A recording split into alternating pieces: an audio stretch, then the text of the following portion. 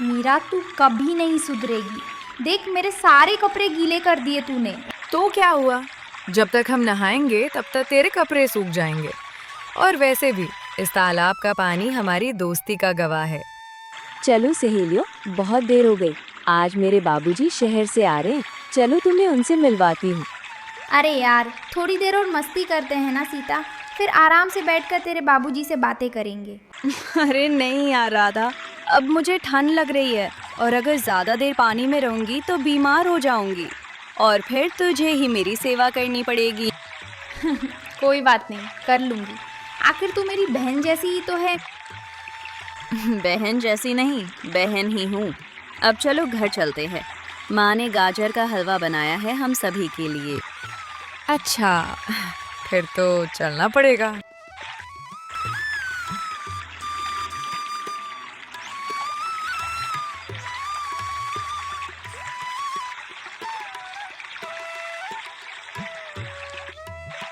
तीनों सहेलियां तालाब से नहाकर सीता के घर की ओर चल पड़ती है।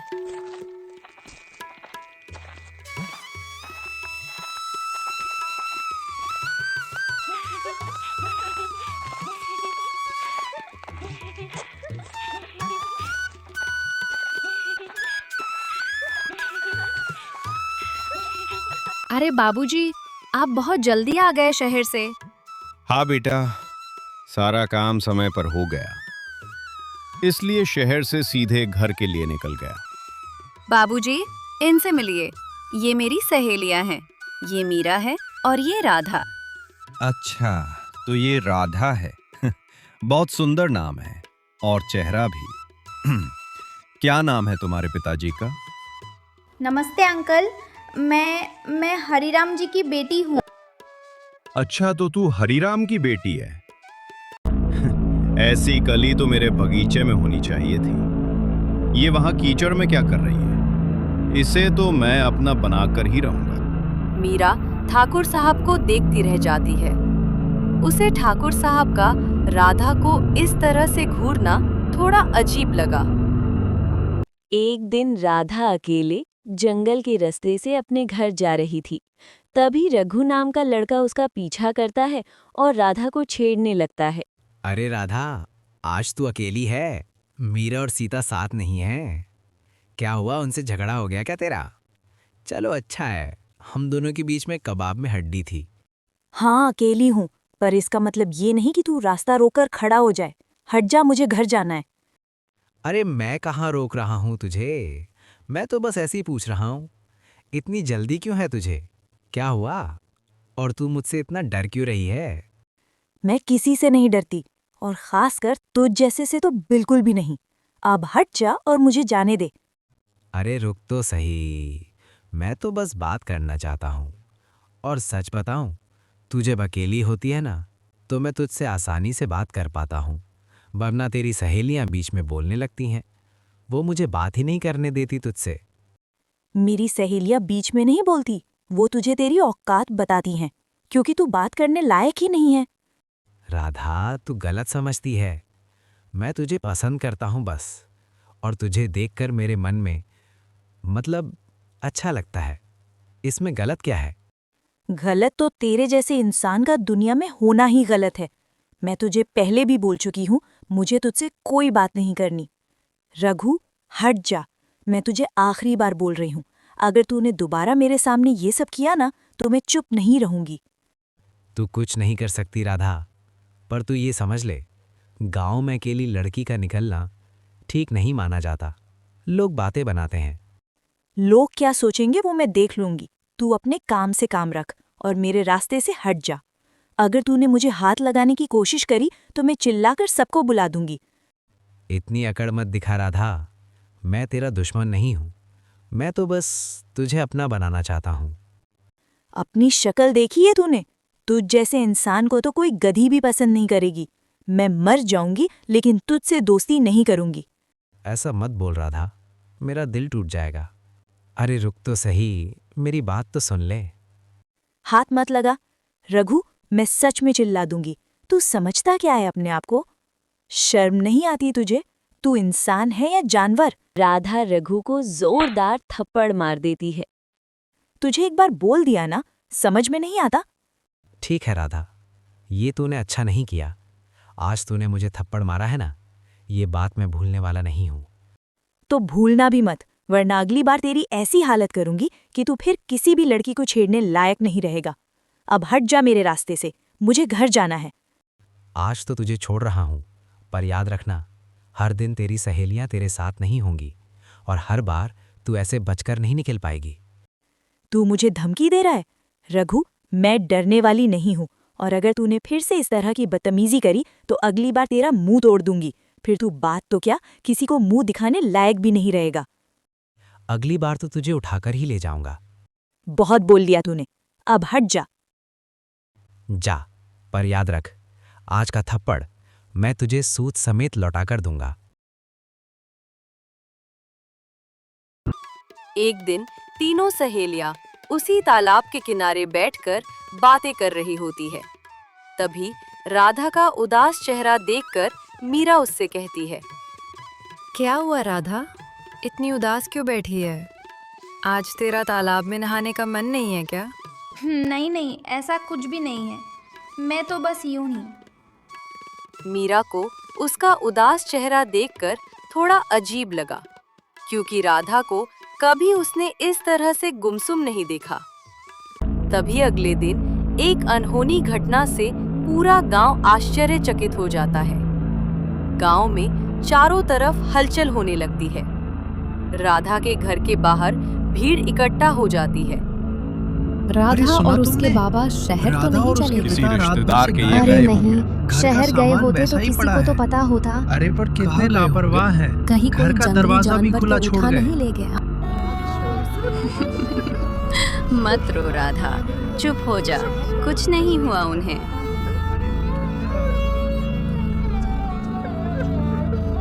मुझे डर लग रहा है सीता, राधा बिना बताए कहीं नहीं जा सकती।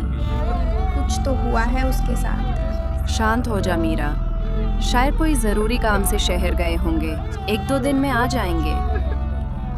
एक दिन सीता और मीरा उसी तालाब के किनारे बैठकर पुराने दिनों की बातें कर रही होती है। तुझे याद है सीता, जब राधा थी तो हम तीनों इस तालाब में कितनी मस्ती करते थे। हाँ मीरा, कितने अच्छे थे वो दिन, लेकिन आज उसके बिना सब कुछ सुना सुना सा लग रहा है। अब तो मुझे भी लग रहा है कि उसके साथ कुछ अनहोनी हुई है, वरना इतने समय तक वो कभी भी बिना बताए हमसे दूर नहीं रही। जब वो आ जाएगी तो मैं उसे बहुत डांटूंगी। हाँ, दोनों मिलकर डांटेंगे। मुझे अपनी बहन कहती थी और बहन को बिना बताए ही चली गई। आने तो दो से, ऐसी खबर लूंगी उसकी कि फिर कभी बिना बताए कहीं नहीं जाएगी। तभी पानी में से किसी के चिल्लाने की आवाज आती है। बचाओ! ये क्या था? शायद कोई डूब रहा है। मुझे तो कुछ नहीं दिख रहा सीता। नहीं मीरा, मैंने किसी के चिल्लाने की आवाज सुनी है। कोई मदद के लिए पुकार रहा था। शायद किसी लड़की की आवाज थी। वो ढूंढती है पर वहां कोई नहीं मिलता। अगले दिन फिर यही होता है। यहाँ कुछ तो है। मुझे ऐसा क्यों लग रहा है जैसे कोई मुझे मदद के लिए आवाज दे रहा है। पहले तो कभी ऐसा नहीं हुआ। कहीं राधा तो... अरे ये सब तेरा वहम है, राधा को कुछ कैसे हो सकता है। तू घर चल और आराम कर। वो ढूंढती है पर वहां कोई नहीं मिलता। एक दिन मीरा सो रही होती है। उसका पूरा शरीर पसीना पसीना हो जाता है। तभी राधा की आत्मा उसके सपने में आती है और कहती है, मीरा, मुझे न्याय चाहिए। उस रात सीता के पिता ने मेरी और मेरे पिता दोनों की जान ले ली। उन्होंने हमें मारकर तालाब में फेंक दिया।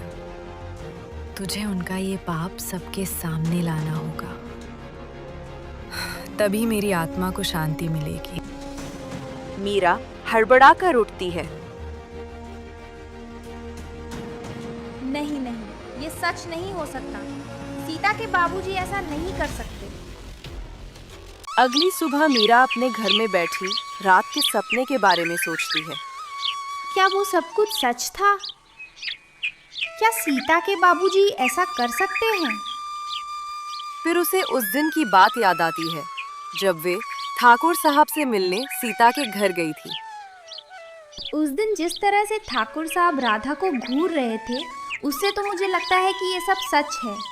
मुझे सीता से इस बारे में बात करनी पड़ेगी। हाँ, लेकिन ये सब मैं उसे बताऊं भी तो कैसे? चाहे कुछ भी हो, मैं सच जानकर ही रहूंगी, चाहे सीता नाराज ही क्यों ना हो। मीरा सीता से मिलने के लिए उसके घर जाती है। सीता, मैं तुझे एक बात बताना चाहती हूँ। हाँ बोल, क्या हुआ? और तू इतनी घबराई हुई क्यों है? सीता, मैं कैसे कहूँ, कुछ समझ नहीं आ रहा। अरे बोल ना, तू इतनी डर क्यों रही है? क्या हुआ? सीता, मुझे शक है कि तेरे बाबूजी ने राधा और उसके पिताजी के साथ कुछ गलत किया है। मुझे लगता है या तो उन्होंने राधा को मार दिया है या किसी जगह बंधक बनाकर रखा है। मीरा, तू पागल हो गई है क्या? तू जानती भी है कि तू क्या कह रही है? तू मेरे बाबूजी पर इतना घटिया इल्जाम कैसे लगा सकती है? बुरा मत मान सीता, लेकिन कल रात राधा मेरे सपने में आई थी। उसी ने ये सब मुझसे कहा। उसकी रूह भटक रही है सीता।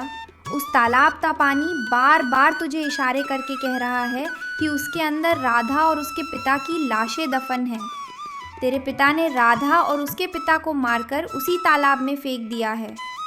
तुझे याद है उस दिन जब हम तालाब के किनारे बैठे थे, तभी तो तुझे वहाँ किसी की आवाज़ें सुनाई दे रही थी। नहीं नहीं मीरा, ऐसा नहीं हो सकता। मेरे बाबूजी ऐसा नहीं कर सकते। राधा तो उनकी बेटी के समान है, फिर वो भला राधा के साथ ऐसा क्यों करेंगे? उसके पिता से भी हमारी कोई दुश्मनी नहीं है। नहीं नहीं, मेरे बाबूजी ऐसा नहीं कर सकते। जरूर तुझे कोई गलतफहमी हुई है। तू मान या मत मान, लेकिन ऐसा ही हुआ है और मैं तेरे बाबूजी से सच जान कर ही रहूंगी। ऐसा कहकर मीरा वहां से चली जाती है। अगले दिन मीरा फिर से ठाकुर के घर जाती है और राधा के बारे में उनसे पूछती है। ठाकुर साहब, आपने राधा को कहाँ छुपा कर रखा है? कहाँ है हमारी सहेली? सच सच बताना, क्या किया है आपने उसके साथ? आवाज नीचे करके बात कर छोरी, बहुत बोल रही है तू। तू सीता की दोस्त है, इसलिए तुझे कुछ नहीं बोल रहा हूँ, वरना वरना क्या ठाकुर साहब? राधा की तरह मुझे भी मार दोगे? तू भूल रही है छोरी कि तू किसके घर में खड़ी है। मर्यादा लांघ रही है तू। मर्यादा की बात आप न ही करें ठाकुर साहब तो बेहतर है। जिस दिन आपने राधा पर बुरी नज़र डाली थी, उसी दिन मैं समझ गई थी। कहाँ है राधा? कहाँ छुपाया है आपने उसे? वो चली गई होगी अपने बाप के साथ शहर। मुझसे क्या पूछती है?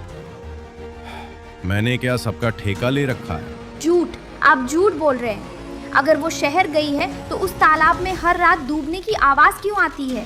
क्यों सीता को वहाँ सिसकियाँ सुनाई देती हैं? सच कहिए, आपने उसे मार दिया ना? मीरा, बस कर। बाबूजी, आप कुछ कहते क्यों नहीं? कह दीजिए कि ये सब झूठ है। आप इंसान नहीं, जल्लाद है। अगर आपने सच नहीं बताया तो मैं सभी गांव वालों को आपकी हकीकत के बारे में बता दूंगी। बहुत हुआ छोरी, तुझे सच जानना है ना तो सुन। उस दिन मैं राधा के घर गया था।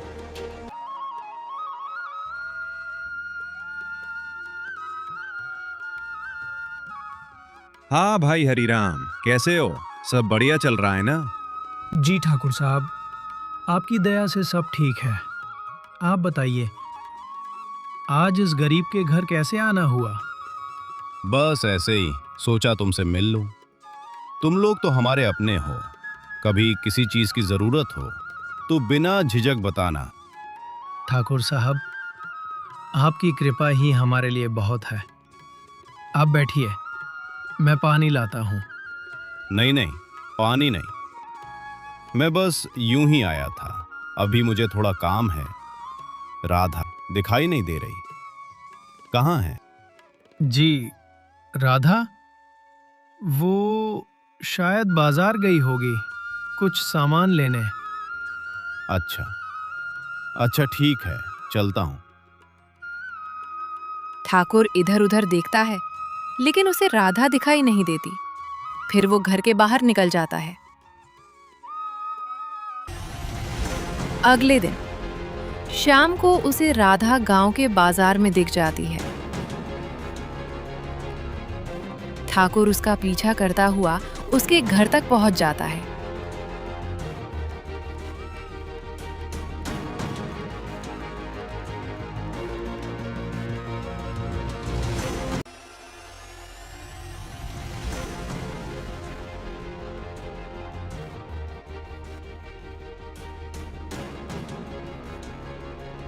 अरे ठाकुर अंकल, आप यहाँ कैसे? क्या हुआ? सब ठीक तो है ना? सब ठीक है राधा, पर मैं आज तुझसे एक जरूरी बात करने आया हूँ। जी बोलिए। देख, मुझे घूम फिरा कर बात करने की आदत नहीं है। मैं जो भी कहता हूँ सीधे कहता हूँ। तू कब तक इस गरीबी में अपना जीवन बर्बाद करेगी? मेरे साथ चल, मैं तुझे रानी बनाकर रखूंगा। तू राज करेगी, राज। मैं कुछ समझी नहीं ठाकुर अंकल, आप क्या कहना चाहते हैं? मैं तुझसे शादी करना चाहता हूँ। तू मुझे बहुत ये आप क्या कह रहे हैं ठाकुर अंकल? आप पागल तो नहीं हो गए? आप ये सोच भी कैसे सकते हैं? मैं आपकी बेटी जैसी हूँ। बेटी जैसी है, लेकिन बेटी तो नहीं है ना। देख, तुझे जितने पैसे चाहिए मैं दूंगा। तुझे जो चाहिए वो सब मैं तुझे दूंगा। देख, मैं तुझे प्यार से बोल रहा हूँ, वरना तुझे जबरदस्ती उठा के ले जाऊंगा। अब सीधे सीधे बता, मेरे साथ चलेगी या नहीं? नहीं, कभी अच्छा? नहीं। छोड़िए, ये चलती क्या है कर कि रहे नहीं? हैं आप? अरे ठाकुर साहब, ये क्या कर रहे हैं? बीच ठाकुर में साहब, मत ये आ। मेरी बेटी क्या? है। तभी राधा के पिता वहां आ जाते हैं और बीच बचाव करते हैं। आपको शर्म नहीं आती? मेरी बेटी को छोड़ दीजिए, नहीं तो मैं गांव वालों को बुला दूंगा। ठाकुर पास रखी ईंट से उनके सर पर जोरदार वार करता है। राधा के पिता जमीन पर गिर पड़ते हैं और उनकी मौत हो जाती है। ये क्या किया आपने? हत्यारे, तुमने मेरे बाबा को मार दिया। मैं तुम्हें कभी माफ नहीं करूंगी। इसके बाद ठाकुर राधा को जबरदस्ती ले जाने की कोशिश करता है। नहीं, छोड़ दे मुझे, छोड़ दे। लेकिन राधा ठाकुर को जोरदार तमाचा जड़ देती है। क्या? तूने मुझे मारा? ठाकुर आग बबूला हो जाता है और उसी ईंट से राधा के सर पर जोरदार वार करता है।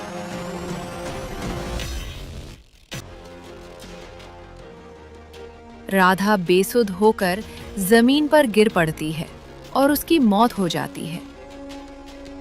इसके बाद मैंने राधा और उसके पिता की लाश को तालाब में फेंकवा दिया। मैंने मार दिया उस लड़की को। वो मेरी बात मानने को तैयार नहीं थी। मैं उसे अपना बनाना चाहता था, लेकिन वो है कि ज्यादा ही अकड़ बता रही थी। उसका बाप बीच में आया तो मैंने उसे भी ठिकाने लगा दिया। और अब तुझे भी इस राज के बारे में पता चल गया है। तू भी बहुत जान गई है मीरा। अगर तुझे जिंदा छोड़ दिया तो मैं फंस जाऊंगा। बाबूजी, आपने ऐसा किया? मेरी सहेली, जिसे मैं अपनी बहन मानती थी, वो मेरी सबसे अच्छी दोस्त थी बाबूजी। वो आपकी बेटी के समान थी और आपने ऐसा किया। मुझे आपको अपना पिता कहते हुए भी शर्म आ रही है। चुप रह सीता, तू बीच में मत पड़। ये मीरा आज यहाँ से जिंदा नहीं जाएगी। क्या तू ये चाहती है कि तेरा पिता जेल की सलाखों के पीछे अपनी पूरी जिंदगी गुजार दे? और अगर तूने शोर मचाया तो तुझे भी उसी राधा के पास पहुंचा दूंगा। आप मेरे पिता नहीं हो सकते। आप एक दरिंदे हैं। धिक्कार है मुझे कि मैंने आपकी बेटी के रूप में जन्म लिया। मैं अभी पुलिस के पास जाऊंगी और सब सच सच बता दूंगी। पुलिस? पुलिस तक तो तू तब पहुंचेगी जब यहाँ से जिंदा बाहर जाएगी। ठाकुर साहब पास पड़ी एक भारी लकड़ी की लाठी उठाते हैं और मीरा की तरफ झपटते हैं। सीता बीच में आने की कोशिश करती है।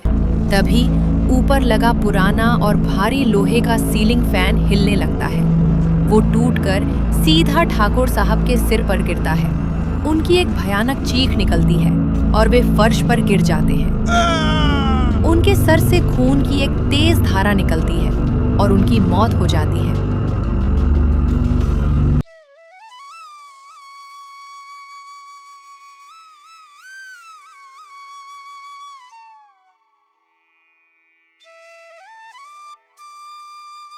न्याय हो गया सीता, मुझे माफ करना।